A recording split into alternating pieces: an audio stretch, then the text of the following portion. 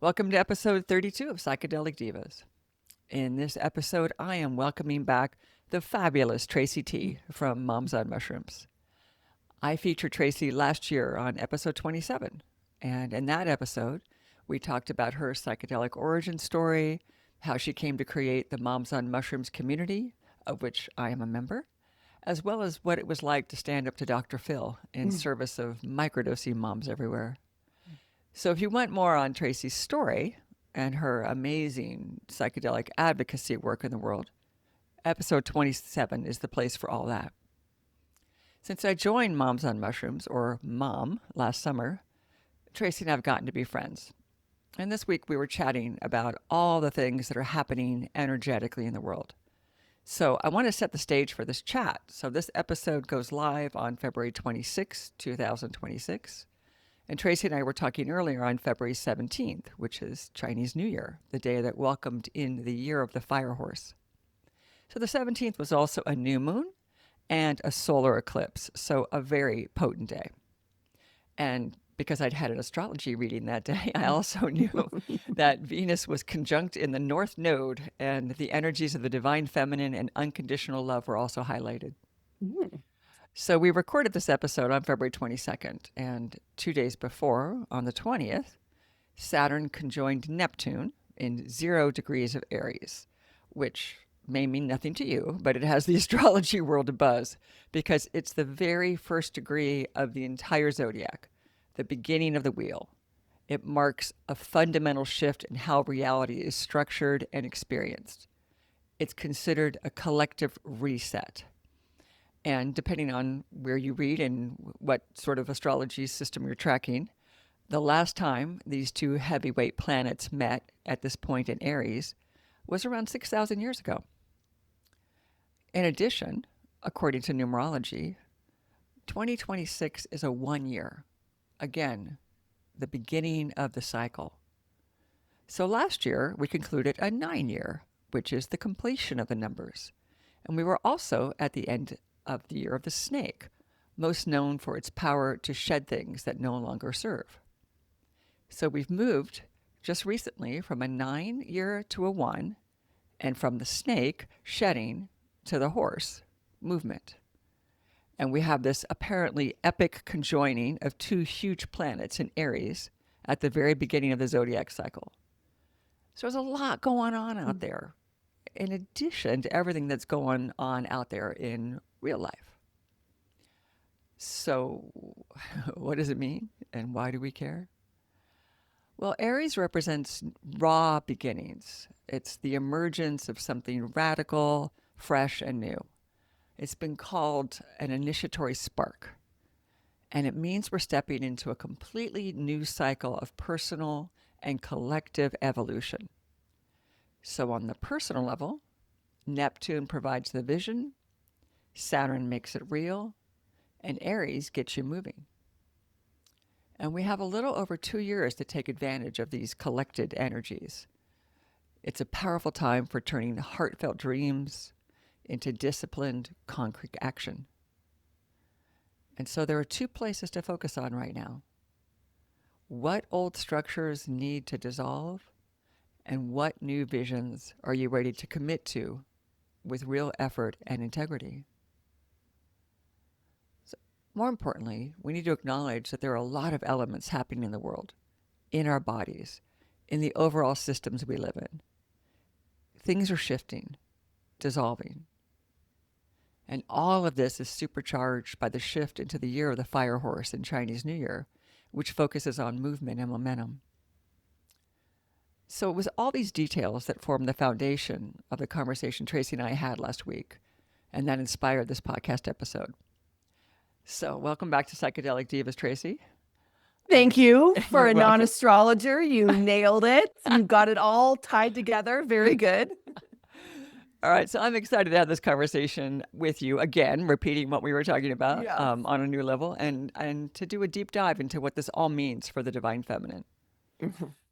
So I want to start with where we both are with all this sweeping change and transformation.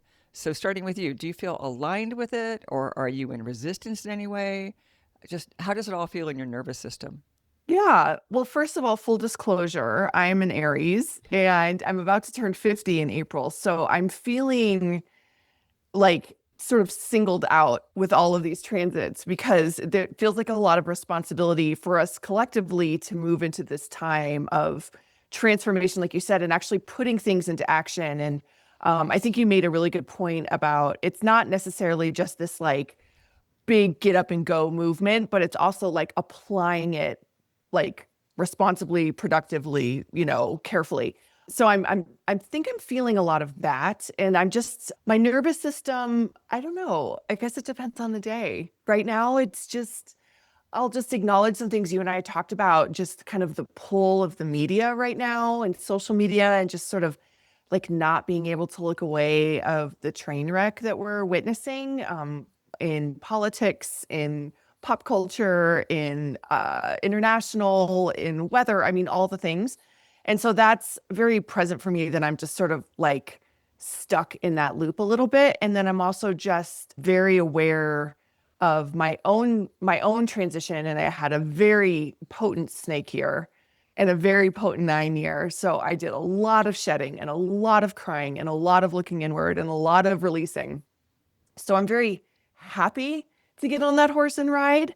But I think I'm starting to realize that it's, like I said to you, and we'll talk about this more, I'm sure, but like America has no chill. So there's been a lot of big exposition around the fire horse energy and, fire horse and we're all going to do it. And it's just a little much. It's a little unhinged right now. And so I'm really trying to reel that in and say, okay, Trace, you've gone through a lot of stuff. You're focused on a lot of stuff. You have a lot of plans, like one step and then the next. So that's kind of where I'm at.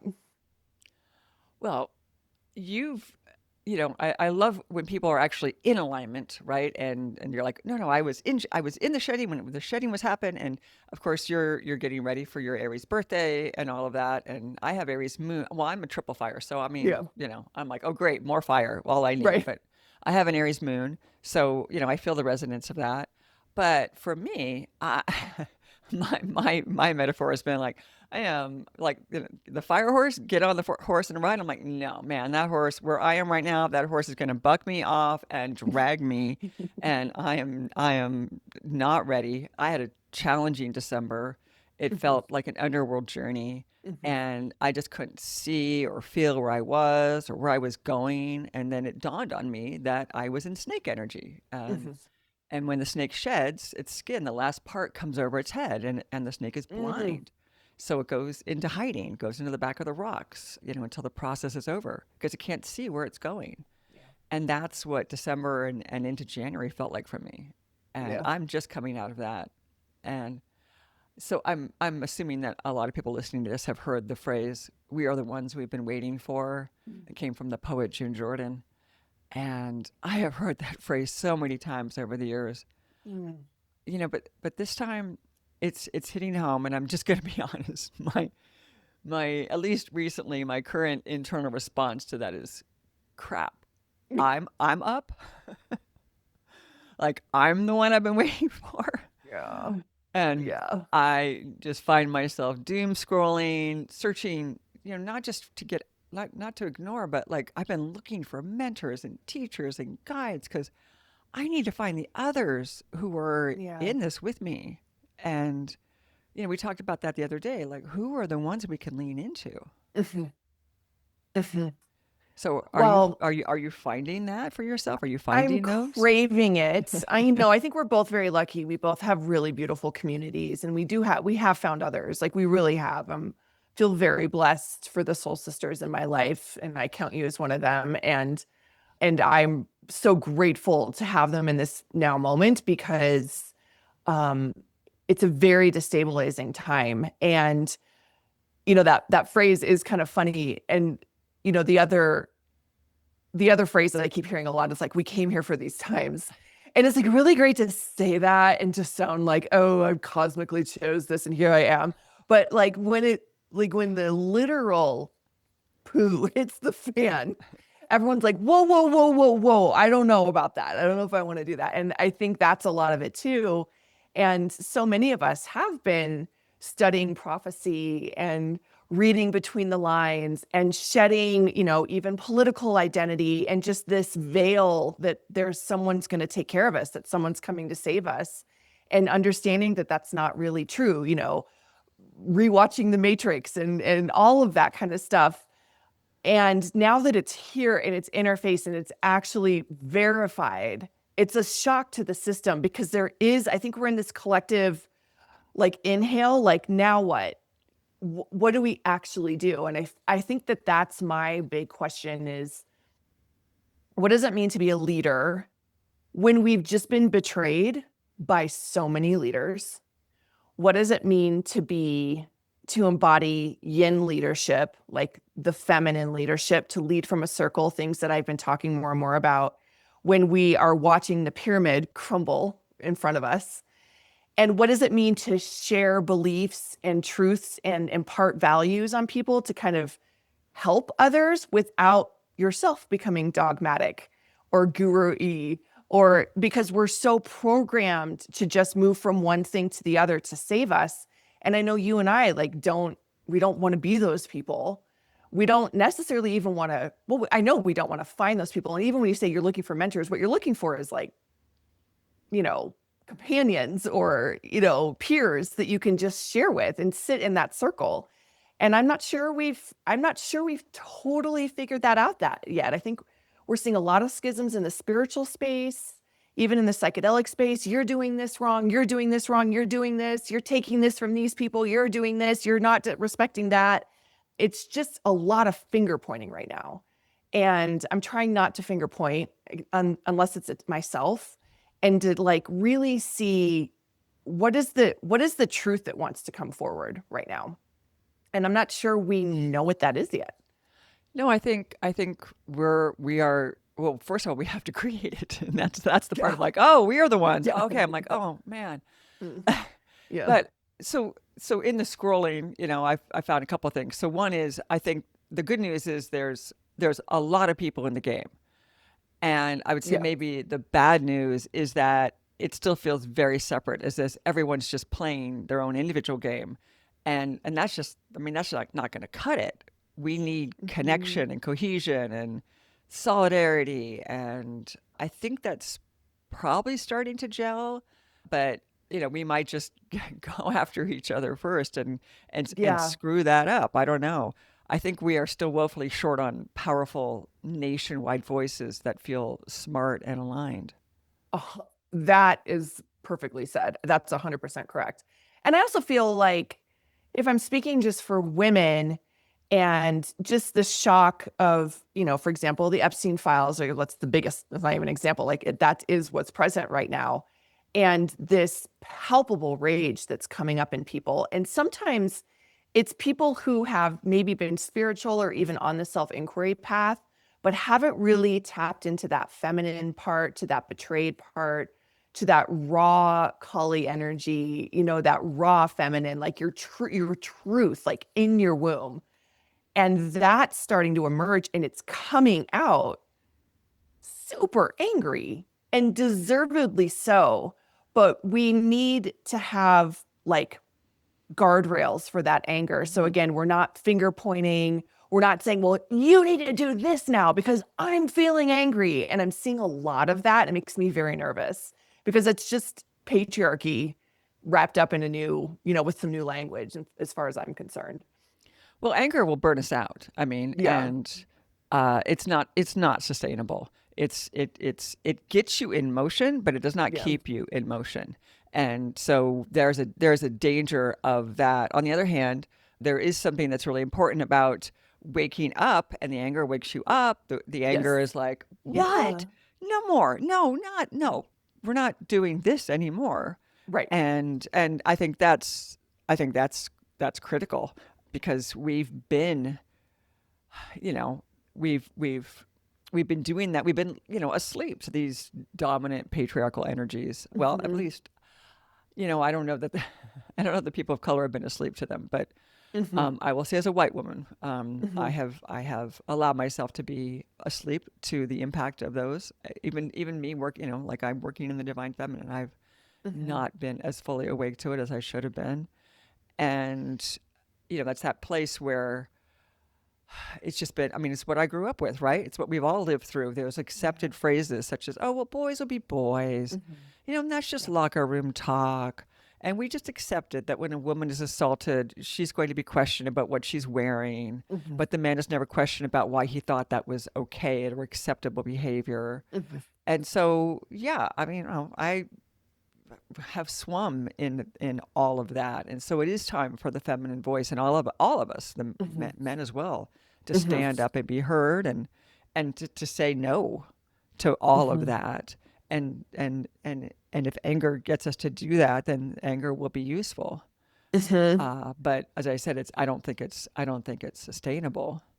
No, it's not sustainable. And I find that it also lends us to actually retreat back into our kind of prescribed boxes. Right, And these identity boxes are what keep us separate. right. And so they cross over many, many spaces, right? It can be politics, it can be religion, it can be race, it can be gender, it can be sexual orientation, it can be class. And it's really easy in these flashpoints of anger to get back into your box and then again, like point the finger. And for me, what I'm curious about is how do we collectively say these boxes aren't helping us? Hmm. These boxes are keeping us actually more angry. And if I step out of my box and you step out of your box, what are the common things that we can find together? And then what are the words that we can say to each other and with each other that are helpful to move forward? And, I think that's just going to take some contemplation. It's going to take a lot of contemplation, and we have to get out of our box to really contemplate it. So I Yeah. think that's the first huge step. You mentioned that that like right there's this concept that we came down here for these times, and I've been telling my clients that for a Mhm. long time, that we all came here at this time to be a part of this great transition. And then they ask Mhm. me, well, transition to what? And I say, well, that's up to us. And then, So what is it, Carla? well, all right. So I watched Viola Davis. She was just accepted an award, and she gave this beautiful speech, and she shared that the definition of hell is that on your last day on earth, the person you became meets the person you could have become. And Oh, that's I know, oh God. I know. And that just hit me like a ton of bricks. It was Well, I'm like gonna go to bed now. exactly. But it's supposed to be the opposite, right? It's like, oh, I've got to get out of bed. Yeah. I, I've got, all right, okay, no more Netflix. I Right. can't. Yeah. I can't. And by the way, we need Netflix too. We need whatever your Mhm. Netflix is. I don't care what it is. I mean, we need white space. We need time for just downtime in the brain. We can't Mhm. just again that you can't just keep moving, keep firing, keep transitioning. You have to take that time where the snake skins over your head and you have to go hide out. Mhm. Um, but all right, she said something else too. So this speech, she was accepting the Coretta Scott King Soul of a Nation Award, Mm. and she says at the end, she says, "There is no soul of a nation without the soul of its people." Yeah. So Yeah. that's it, right? That's It's it. time. I mean, that's the answer. Where whatever Yeah. whatever your soul, like the people who are asking me, will transition to what? It's like, well, what did your soul come here to help to do? What's your vision? And yeah, there's a collective, and the collective absolutely starts with the individual. I mean, I think of, so just to bring it back to psychedelic terms. So if you could picture LSD blotter, and if you have no idea what that looks like, it's usually it's a piece of paper with an overall image, but the paper is divided into little tiny, tiny, tiny squares, and each of the square has just a portion of the overall image. And so if each one of us is a square, an individual square of blotter, our job isn't to create the whole overall picture. Our job is to be the contributing force to our corner. Make sure that Mm. our colors are right and where they're supposed to be, and that we're cleaning our part and doing our part. So I don't know that there's a collective answer, but there is an individual answer that's aimed at the collective. Yep. So that I would say is what needing to happen, is that sort of thinking right now. Yeah, and these are the things that many of us have been working on, working towards. What comes to mind is things like sovereignty. We throw that word around a lot, but what does it actually mean to be sovereign? You might not really know that until your leaders, until the world figures or even the thought leaders in your life go away. And then what is it that you actually believe? What are your values? So sovereignty. And then, you brought up soul, but underneath soul for me is sacredness. And a lot of people are speaking out about this. And, I'll just name that there's a lot of people coming back to Jesus and accepting Jesus in their life. And Christianity is having a big, like, kind of boom. And I think what we're all searching for is that sacredness plus soul combination that we feel inside our sovereign selves. And when we don't feel it, again, let's just jump into a box then and be told how to feel it. And what we've never been able or had the permission to do, at least likely in the last 2000 years, is to discover that for ourselves and then to celebrate it in each other as the same thing.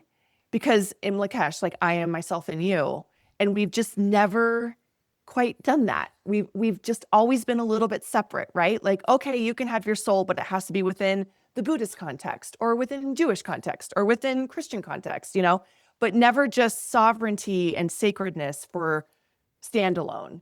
And I don't think until we can get to that place, we're going to find that kind of collective blotter. We're going to be able to fit our squares together because we're not going to value the square next to us in the same way. We're just going to keep on judging it. And it's going to take disappointment and betrayal from these systems that, for all these years have told us how to have sovereignty and sacredness. And if you're not watching this, I'm using air quotes. And so you have to grab onto that. And that takes a lot of personal fortitude to do. I mean, I'm not there yet. It's hard. Well, if to create what we want on the other side of this, it's so easy to stay stuck in the negative. I Yeah. don't want this, I don't like Yeah. that, and that is, by the way, that is important right now because there's a lot that we don't want, right? And that Right. is its purpose. Why is this stuff happening in the world right now? To wake us up, to show us, hey, we've been asleep and basically given over our power in a lot of ways, Mhm. and it's now we have to take it back. But you have to wake up to that. You have to, and you have to, the negative, we learn more strongly from negative input than positive input. That's how we're raised. And Mhm. that's just being human, right? I mean, I tell my coaching clients, I mean, nobody wakes up and says, oh, I love my life, I think I'll change it. So it's, they hire me when they're in, they have pain points. Yeah. So there's a lot that is negative, but we can't stay stuck in the negative. And so what's important is to start calling in, to start envisioning what we want to say yes to, not just what we're against. And I'm still not feeling us doing that, in a real collective way. And I think that's fine. We're still in the know. We're still in the waking up. We're still in the, you know, the anger hasn't settled down to something deeper where it's like, okay, let's get going. Let's band together and shift this. And what do we want to build? And Yes. And can I offer this is like a reason why I still just think humans are the coolest and why I believe in miracles? Because 48 hours ago, I would have completely agreed with you. And then I saw Alyssa Liu skate in the Olympics. And she showed up in pure joy and sovereignty, defiant and blew every you know, like rule out of the ice skating playbook. She just, her hair's crazy and she just threw it back in a ponytail like she just was gonna go skate on the ice and skated in a way that was so purely joyful and so embodied and so her that I remembered that that's the point, right? That joy and being yourself is the point. And there's been millions of photos now over the internet of her in angles where no one would have possibly seen her, just smiling from ear to ear in the most competitive moment of her life. And that is like such a gift for all of us to say, yes, I'm angry. And yes, I'm disillusioned. And yes, I'm confused. And yeah, again, I want to repeat that I'm really angry. And also, I can throw my hair back and put on a gold dress and go ice skate, and I can have fun, and I can just be myself, and I don't have to worry about what you say about me because I know who I am. And that is like, that's the point, you Oh, know? that's everything. And Yeah. and that is what's showing up and what's so powerful. So, in Oregon, when they started dressing up in the costumes and the frog costumes and all the other animal costumes and showing up to the protests, right? It's like, Hmm. hey, we're doing this in joy and in fun, and Hmm. we have and a sense of humor, and we're not gonna we're not doing this because it's heavy and hard. We're doing this in joy. And the same Hmm. thing, there's so much joy and collective help happening in Minnesota. I just saw, I don't know who did it, whether it was the town or someone living in the town, but, all the stop signs in one town, they say stop, but now they say stop ice. Someone had, Yeah. put all that in. And, when they're showing up singing, they're showing up, just in these beautiful collective, like you can't steal our joy. You can't steal our hope, our love. And that is what's on the other side of Yeah. all of this change, right? And Hmm. so that's what is being called in, what needs to be called in, because that's what we want to create from is those energies.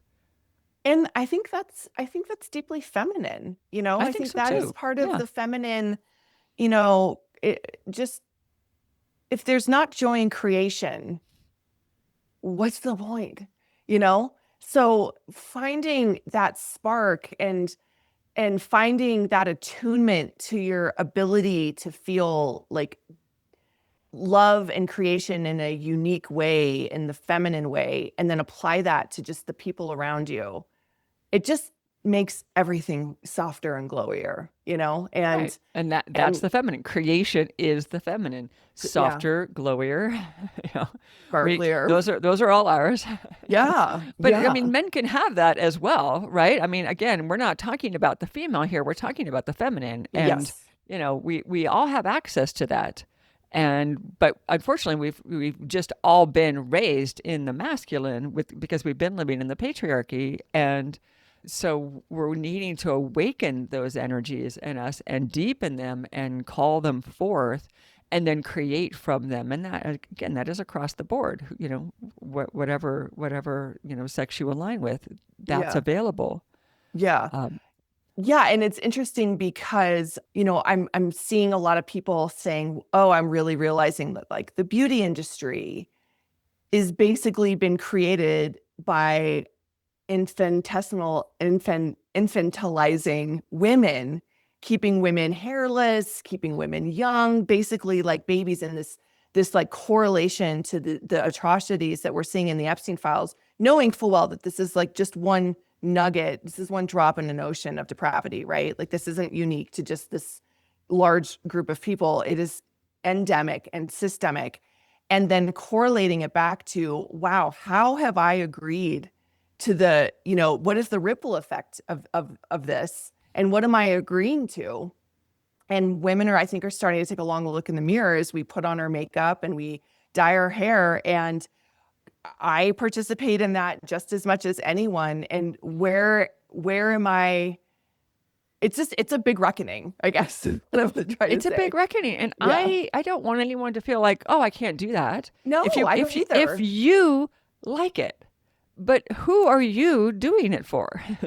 Who are you doing it for? Who are you doing it for? And then who's responding positively to it in a way that makes you feel validated? Hmm. Gosh, it's so complicated. Like it's just so deep, and it's not going to go away in like a year.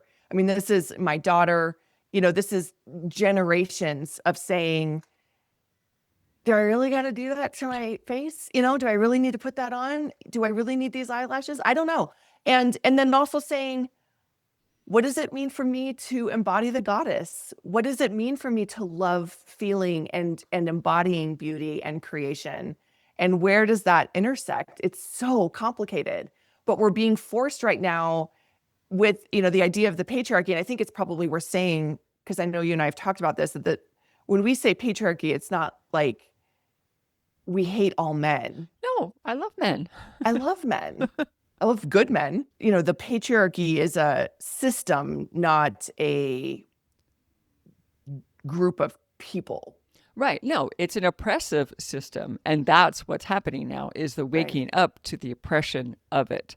And so, you know, we we want men to be as part of the rebuilding, and we want to call them forth into a new way of being. And when we think about, like, when I think about what I'm envisioning on the other side of this, it isn't the kind of matriarchal structure where it's that becomes hierarchical and it's just all women Yeah. at the top. Like, that's not how women do it. No. That's not how the feminine does it. The feminine does it collectively. The feminine Yeah. does it in community. Yeah. And so, that's the true matriarchal structure, and we see that in the animal world, right? Mhm. It's not, it's elephants. It is the oldest female that leads, but not because she's being dominant. It's because she remembers. Mm. She knows.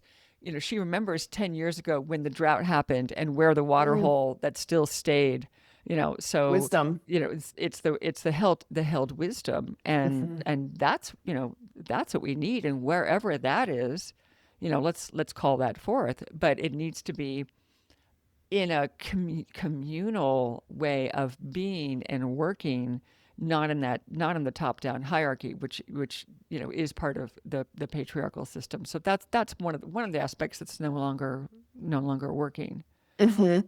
And I also think it's important to come back to really honoring and recognizing our individual gifts and differences. And I understand that the pendulum needed to swing. And I, as a working mother, as an entrepreneur, I certainly have a lot of masculine in me.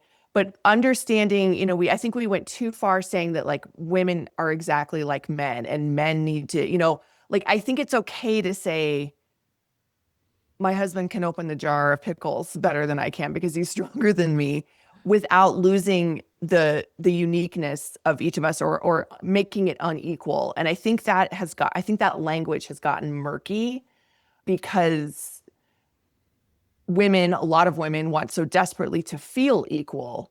And the only way within that patriarchal system for us to do that is to act like men or to be like men. And I think that probably could take some looking at, well, for first myself. wave feminism, that's what they did, but they didn't know a different way to be. And Yeah. so I think about all the early women who were, the first rise up in the corporations and in government. And so what did everybody wear? They all wore those bow tie shirts, and where it was like, well, I can't wear a tie, so the Right. shirts had ties, like sewn in as part of it. Hmm. And then you made a big bow because And that you was wore a suit. right. You wore the Yeah. suit, you did all that, and you certainly didn't, show cleavage or whatever. Mm-mm. And, Dianne Feinstein, who was the senator for many years here, I live in California, she had a big bow in the back of her head. She had helmet hair and a big bow in the back, and then just very serviceable suits and shoes. And she had the bow tie shirt. And because, it's like I'm wearing the uniform of what I'm entering. Okay, so Yeah. and that we've moved off of that. Yeah. So Ish. Ish. ish, We right? love Well, to rip down a woman for what she's wearing, we especially if it's not within the confines of what we've that decided is she should wear. that is true. Yeah. That is true. So, and that's on us, That's as totally on as us. women. Okay, Yeah. so not just the feminine. That's on us as women, Mhm. and we have learned through all of these years of the patriarchy to not trust each other and Mhm. to fight over resources because we were Mm. trained to be pitted against each Mhm. other. Mhm. And we that needs to go away. Mhm. That does not serve. And we can't really be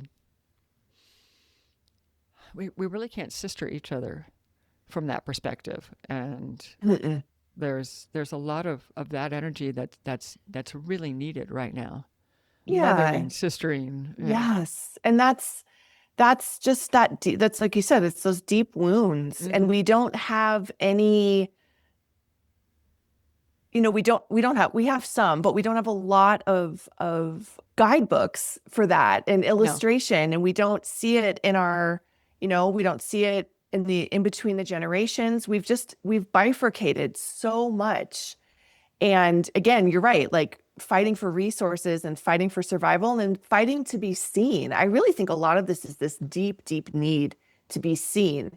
And as, online and vocal as everybody is right now, no one really feels nurtured and seen in a way that's kind and loving and compassionate and equal, right? Like I see you, and we don't have the words to say that to each other, and we don't have the community structure to say it to each other. And it's getting more and more bifurcated as cities grow bigger, as technology comes in, we talk less and less to people, and we feel very connected because we have these screens, and yet we have this protector of a screen that gives us permission to say whatever we want and align inside of a bubble, inside of a bubble, inside of a bubble. And so it's just this, it's like, if we're to bring it back to psychedelic terms, if we're calling in the mycelial web of connection, we've got to undo the rat's nest of hair like that's gotten balled up and totally tangled around a comb. Well, all right, let's talk about like women's roles. So I just finished taking your sacred archetypes Mhm. course. Mhm. And so you did a deep dive into the archetypes of maiden, mother, and crone. Mhm. So, walk us through why that was so important for you to learn about and teach. Why I was that think it, meaningful? I think it's meaningful for a couple reasons. One, one of the biggest messages I've received from my own psychedelic work has been that we've all been trying to tell each other and teach each other and remind each other of what we know, of who we are. And the way we do that as humans is through our voices, through our words, and through our ability to create, through artwork, through music, through performance, through cooking. Like we're all just trying to tell each other how wonderful we are and how sacred and how holy we really are. And if you look back in history, there's a reason these great works live and these mythologies live and these stories live. I really think it's because we're trying to tell each other, like, remember where you came from and remember who you are. And so if you take the time to learn about archetypes and put your own life within a reference of a larger mythological framework, it helps make sense of the things that are sort of unsensical. And it helps put yourself in perspective of the journey, the heroes or the heroine's journey that we all are taking from the moment we take our first breath to the moment we take our last breath. And sometimes context, because we are materialistic, visceral, conscious humans, it's sometimes nice to have examples of that so that you understand. I don't have to explain archetypes to the deer outside in my yard. They don't care.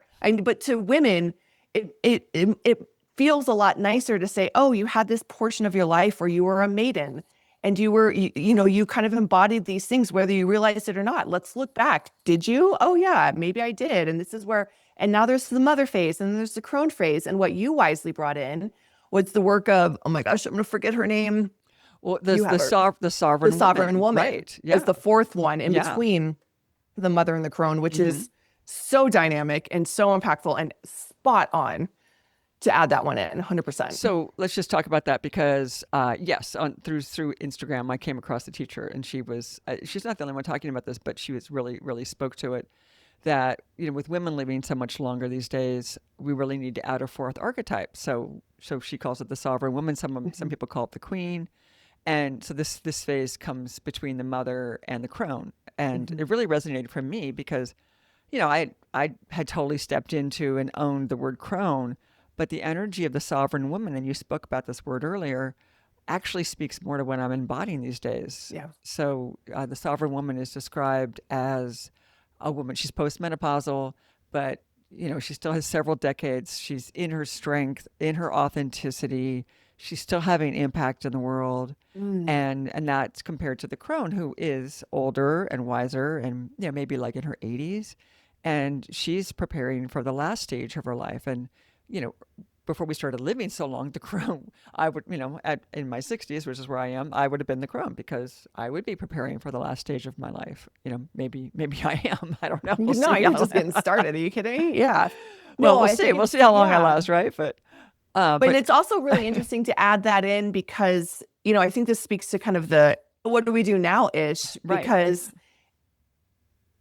if the crone is the elephant, the leader who's carrying the remembered wisdom, and you're not there yet, then who is, and it's a nice bridge to give yourself permission to say, I'm not there yet. Like I'm not actually feeling that wisdom coming forth, but I do feel like a sovereign woman. I do feel older, smarter, wiser, more empowered. I've got some dirt under my nails. I've seen some things and I got some things to say, but like you nailed it perfectly. Like you're still having kind of like you can have large impact in the world. Not to say that a crone can't and should, because I think that's what we're missing. Right. No, Yeah. absolutely. But it fills that void between, oh, I'm a mother. Oh, the kids are gone. Oh, I'm a crone. It's like, well, no, actually. Oh, I'm a crone. Yeah. No, there's this whole massive place in between that's so been overlooked, right? Yeah. So that is what our society, again, through this patriarchal lens, has dismissed. It's like, well, you're no longer young and you're no longer raising children, so you don't actually have a role. So you're a crone, and why don't you go knit something and go away? And that is not where. Well, I'm the tail end of the boomers, okay, but it's certainly the boomers have certainly showed that they are not, I mean, they're just stepping the baby boomer women are just stepping into that elder part that could be called a crone. So I mean this whole time they've been showing and learning and teaching different and showing up differently and showing like there's this queen role, this sovereign role where women have a true voice and an impact. So I think that's important. Hey, fellow explorers. Thoughtful planning and preparation is the foundation of any successful psychedelic journey. And if something does go wrong, knowing how to navigate that difficult space is essential. That's why I wrote my psychedelic safety guide, including what to do when things go wrong. It's filled with tips and tools for keeping you and your friends as safe as possible. You'll find it at our website, psychedelicdivas.com. Please, go get it, read it, and share it. The more we all know, the safer we can keep each other. But let's go back to the mother energy, because you work with mothers every day. So what are you noticing about mother energy in this moment? Do you think the archetype of the mother is evolving? Is it still in self-sacrifice? Is it moving into something more sovereign or self-led, or like where are mothers these days, according from what you're seeing? I think all of the above. You're seeing the kind of mother who shows up to Moms on Mushrooms, so that is a self-selected group. Yeah, well, so that exists. That's real, right? There is a mother who is seeking. There is a mother who is saying, I'm not passing this down to my children. I'm going to do it different. There's a mother out there who is facing her trauma, facing her wounds, and saying, not on my watch. This will not go down to my child. I'm not going to live in this as an identity. I'm going to fix it. I'm going to clear it. And I'm going to do the work, do the great work. And that is real. Like that is absolutely happening. And that is why I get up every day, because I am here for those mothers. I think something that I've really been playing with, and it comes from being inspired from Teal Swan and her teachings on containment and attunement. I've really been thinking about one element of motherhood that I never really realized until I became a mom of a teenager, which is almost as hard as it is to be a mom of a toddler. Like you've really got to dial in and take it on the chin like all the time.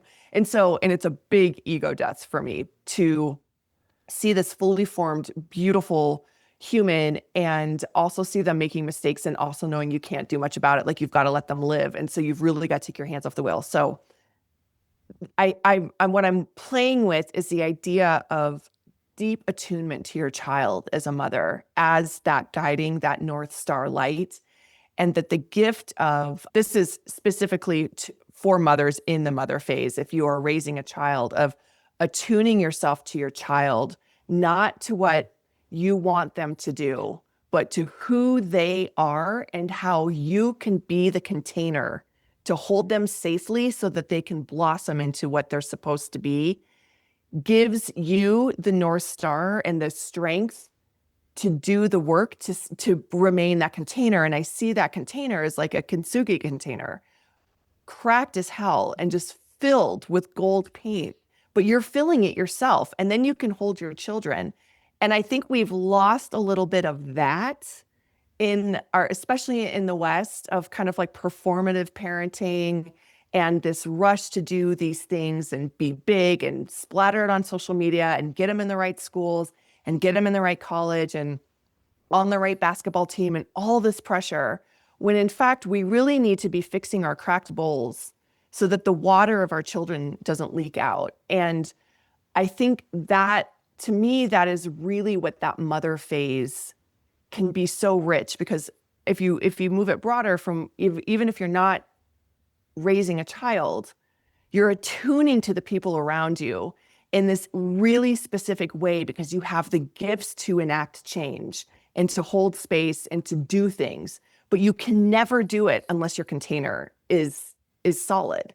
And so that's what I hope we kind of move into, less about this martyr mother phase of burnout and glorifying exhaustion and, depression and just feeling not depression, like disappointment in this phase, but rather, oh no, I'm painting my bowl with gold. I am not apologizing for it. I am wearing those gold cracks like gems, and I am holding everything else inside of it. And that's what I see the mother phase as becoming. Well, I mean, that's beautiful and stunning. And even women who aren't mothers are coming, like my clients are showing up and they're like, Yeah. I'm not living with this. I may not be passing this down, but I'm not living with this. You're not allowing it. No, And of course. yeah, and I think that's one of the places where women, I'm not saying men aren't doing their work, they absolutely are, but I think it's one of the ways that women are sort of pulling ahead of men right now, because I just feel that commitment to, I'm going to do whatever it takes to not, carry this, to heal this, to look at it. And I think there's more, I think women are supporting each other more in that. So maybe we're, I do too. yeah, that's why maybe we're getting a little bit ahead of the men. But that also makes it difficult for single women, because they're like, oh, I'm not finding the men who are doing their work. So No, and a lot of compassion for men. I mean, yeah, and I think this is yeah, indicative. I think this kind of moving ahead is indicative of thousands of years of oppression, right? And so we are absolutely taking these big strides. We are shedding, we are emerging, re-emerging, and we are thinking more clearly, women. And it is really sad because the men lived in patriarchy too, and again, another vision that I had in a psychedelic experience was, I had this vision of, it was just boys in blue and red t-shirts underneath floorboards, and they were all just connected to video games up above. oh, And what I felt was this insistence on violence and dominance that's put into boys from the day they're born, and that they're just as programmed as the women are. This isn't like men are bad, like we're saying. So much compassion for that, but for whatever reason in this now moment, at least because maybe of our ability to create and that deeper connection to community, the women are seeing it and we are willing to do the work. But my gosh, who are going to lead the men? Who are going to find the words for the males that want to do this too? It's so Yeah. sad. That's definitely missing right now, Yeah. and that's obvious, right? We can feel it in all levels of society, and even just the way that that boys have been raised. It's like boys don't cry. I mean, it Yeah. just like not being able to fully Oh, express your emotional range. That's just so heartbreaking. it's heartbreaking and it's unhealthy. Yeah. It's really damaging. Well, okay, so that's where the women are showing up. Where do you see women still shrinking or playing small? Mm.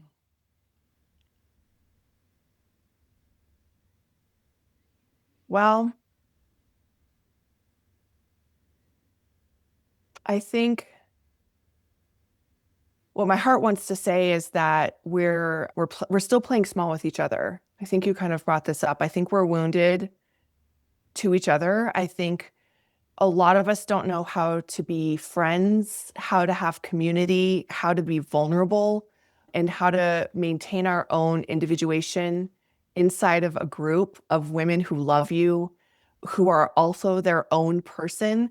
And I think a lot of that comes from going back, like shedding kind of these patriarchal identities that we've been told we have to have, whether it's political or religious or all these different things. And instead of saying, oh, well, you don't have the same letters as me, so therefore we can't be friends. Instead saying, like, leaning in and saying, who are you and what does my heart want to know from you? So I do think we play small with each other. And I think we play small in with our words. I think a lot of us, and myself first, is learning how to open our throats and use our words from a place that's like rooted deep, deep down and not triggered by emotion or rage or attachment, but rather like finding what your own truth is. And we haven't been allowed to find truth because our truth has been told it's in this religious book. It's through these constructs. Your truth is what you've been taught in school and don't question it. And so when you kind of follow that path of individuation and you figure out like what it is you want to say, which is rooted in your own values, finding the words to say that like clearly without being cruel or judgmental or dogmatic, I think is where we've got some learning to do. I hope that makes sense. Does that make sense? It does. It totally makes sense. And I think that there's a lot to fear in showing up right now. That's Yeah. that's intended. Not a that's not a bug in the system. That is by design. Mm. And so, well, I'll ask this question. So if I'm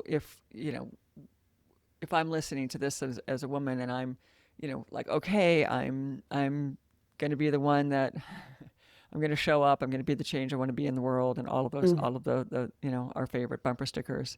Mhm. But I'm still fearing visibility. Mm. What do we say to her? Take it to your sisters. You know, start there. Start where you can speak. You can be safe. Show up where you can be safe, and practice that. Mm-hmm. Yeah. And I think if you take it to your sisters and you learn how to show up and be safe and use your voice with your sisters, you come home, you use it with your children, you use it with your partner. You go to work, you use it at work. And little by little, those roots go deeper and deeper and deeper.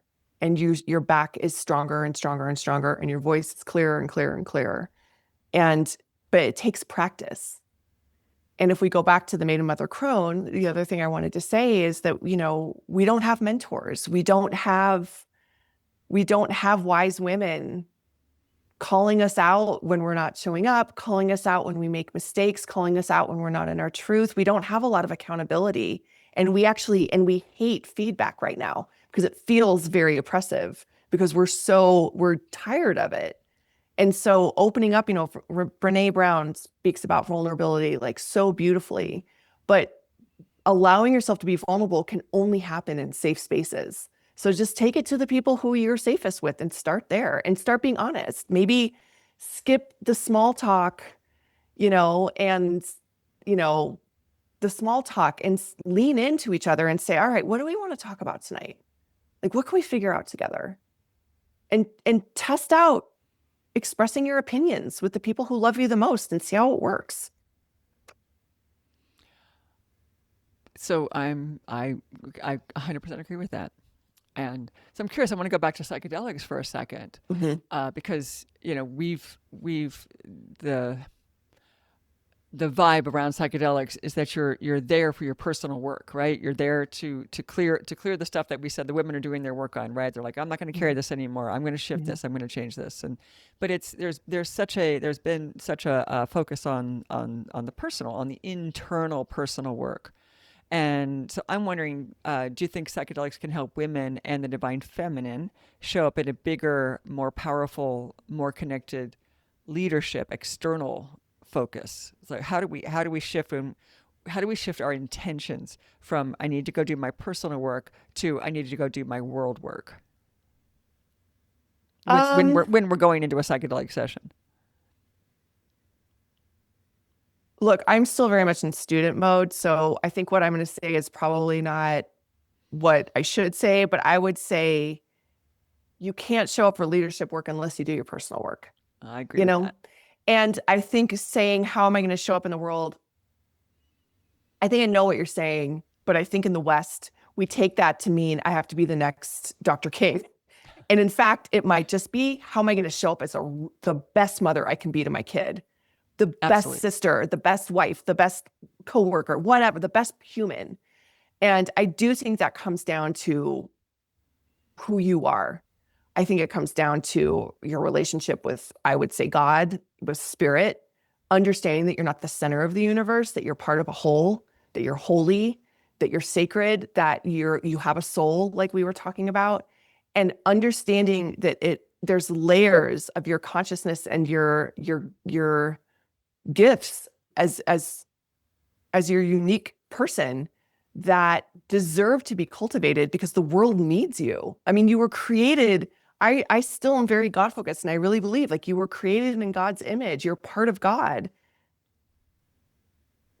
That like I want to see that part of everyone, right? And so I think you just got to start with yourself still. I don't know. Is that wrong? No, because if you're not, if you haven't cleared yourself, then whatever you build is going to be built on those shaky, foundations, right? So the parts of you that aren't really working, or that you don't believe in, or that came from somebody else. And so no, I mean I do think it's critical that the personal work is done first. And I'm also aware that we need everybody to show up. We need everything, We right? do. So that's why everybody's so exhausted right now. So all right, so here's my final question actually. Okay. I want to acknowledge, so there's just what I just said. There's so much being asked of the feminine right now. We have to be awake. We have to be parents and building and leading all at the same time. And You have to eat your protein and your right, creatine. exactly, and clearing and growing and doing all your inside Yeah. and all the work. And it's exhausting. And the outside world is overwhelming. Yeah. So how are you personally regulating right now? And what practices are actually helping you stay steady as a leader and a mom? Well, psychedelics. I want to say, I really believe this. I think in this time, and I'll kind of keep, this is a little TED talk, but I do think in this time, how critical and how big and overwhelming everything really is, and that is real. I personally am not sure we're going to break through the barriers without the ego dissolving supportive work of sacred medicine. I'm really not sure. I don't see a way through it without it. I just want to state that publicly. So for myself, I am right now deep in a pretty consistent microdosing practice. I'm really working with my other plant allies. So I'm going back to my green witch roots. I'm really working with herbs and just other green plants. I'm cultivating a relationship with cacao, making sure that my heart is open. It doesn't happen all the time, but in this season of my life, because of my daughter's school schedule, I'm able to get up and just read a sacred text and really contemplate for an hour every morning. And I've just been doing that, not multitasking, literally like making my coffee and getting back into bed and just reading with my journal. And that's been keeping my heart grounded and centered. And I'm really trying to stay as quiet as I can, which is really prioritizing what feels like noise and feels like too much on my nervous system, and then just saying no. So it's a lot of time outside, just all the cliche things. But and then I'm asking myself a lot of questions whenever I can. And I'm trying to keep my mouth shut right now. There's a great Rising Appalachia song, Resilient. She said, I'm gonna close my mouth and learn to listen. And I'm really trying to do that. Well, I'm trying to be with my sisters as much as I can. So that's in circle. That's monthly. I have a beautiful group of sisters, and we go to the spa monthly, and we hang out and talk in the sauna and in the hot tub, and we get body work, and we have Mhm. dinner afterwards, and that is we've been doing that for a couple years now, and I just can't tell you how Mm. important that is and how critical and just how much I look forward to it, but also just that reset, right? Mhm. That regulation, and I know that's I get to be able to do that. It's also not a fancy spa. I just want to say that. So we're not going. We're doing what where we can where we can afford to do Yeah. something like that monthly, and I know that's still a privilege. I'm acknowledging that. But even just doing the day pass to the spa, which is cheap. You don't have to do the body work.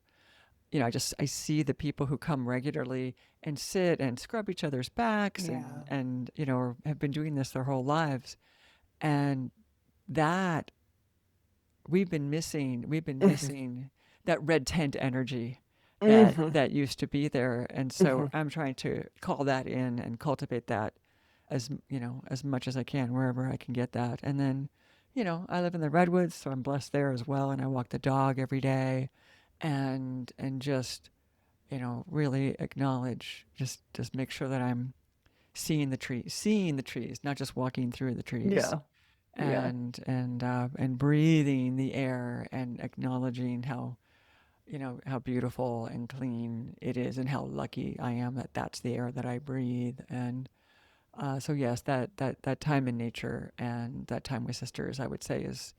And then I also cultivate time with my husband. It's like I've been working way too much, but I'm carving out that time to have dinner, do Netflix with him, so that we're Yeah. we're having that connected time. And then he just makes fun of me. He just laughs because he gets up early and I'm more of a night owl. So then I'm like, okay, bye, and he goes to sleep, and I go back to work at 10 o'clock, and work till midnight, because right now I'm just a little. I got too much on my plate. Well, well, and I just want to say too, one thing that I've just learned from you that I'm just so grateful for is your prioritization of fun and community. I mean, you're like the queen of community, and you've opened my eyes to, just in the short time we've known each other, to just letting go of some of the serious stuff too, and prioritizing fun with the people that you really love. And it's easy to forget that in these dark times, that we're Oh, allowed to have fun. they want us to forget They that, want us to and I mean forget. that's part of the plan. And Yeah. this year, when I checked in with my guides, I was like, well, okay, what's my word for the year? And they were like, play. And gave a little pushback, right? Because I was like, really, this is going to be such a big year. So much is going to happen, so much negative, and it's going to be so Yeah. hard. And it's like, play. And they're like, well, yeah, duh, just for all the reasons that I push Yeah. back, play is essential. So I'm trying to remember to call that in as well. Yeah, I think you're really good at that. And I was driving around running errands today, and I heard the song. Have you ever heard Healing Is Not My Purpose by Tony Jones? Mm-mm. She's the best. She's like kind of spoken word songs, and just every song that she creates just fills my soul. And the entire song is about, I deserve to, I can take a break from healing. I can take a break from all this, and I can have pleasure. I can eat food.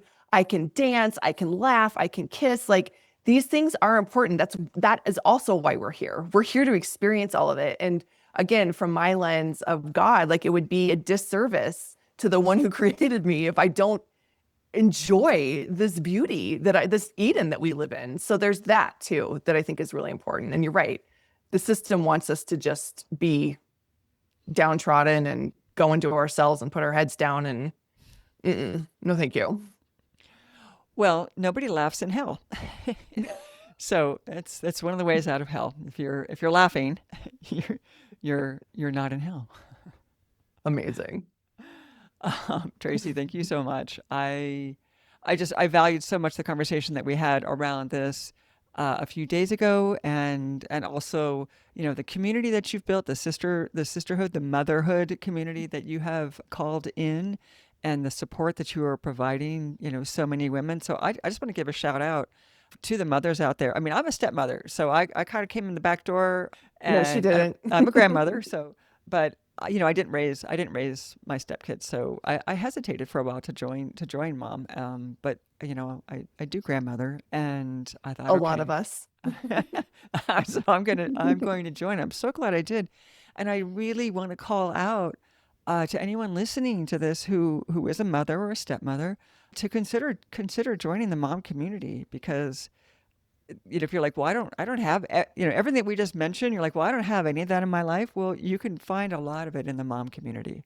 So Yes. that is a place to step into. So I'm a full vocal supporter of that, and and it's a place where you can hang out with Tracey and myself as well.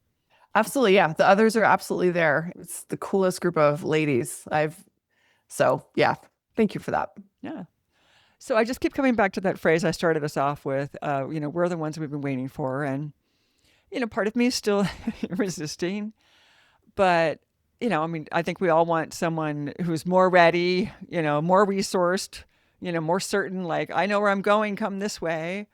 But I don't think this moment is about a single powerful voice. I think it's about the collective, and it's about what the collective, coherence is, because one voice can be chopped down, but a coherent whole cannot be. And Mhm. so that I think is actually the brilliance of psychedelics, is to help us find those pools of coherence where we can all, like, yes, that feels right, that feels aligned. And I think that's really the role of psychedelics these days, is to help us find that communal coherence that we can Mm, get aligned with and work together on.